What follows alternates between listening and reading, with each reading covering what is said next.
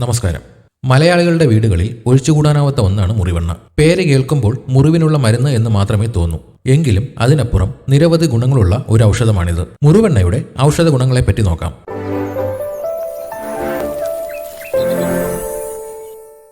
കേരളത്തിലെ പരമ്പരാഗത ആയുർവേദ വിധിപ്രകാരം തയ്യാറാക്കുന്ന ഒരു തൈലമാണിത്.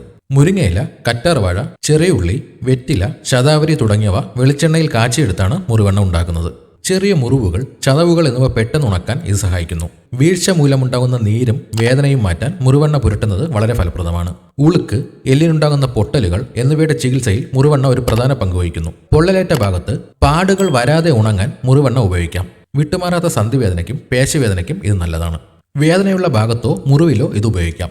പേശിവേദനയാണെങ്കിൽ ഈ എണ്ണ നേരിയ രീതിയിൽ ചൂടാക്കി തടവുന്നത് കൂടുതൽ ഫലം നൽകും. എന്നാൽ വലിയ മുറിവുകളോ ആഴത്തിലുള്ള പരിക്കുകളോ ആണെങ്കിൽ സ്വയം ചികിത്സ ഒഴിവാക്കി വൈദ്യസഹായം തേടുക.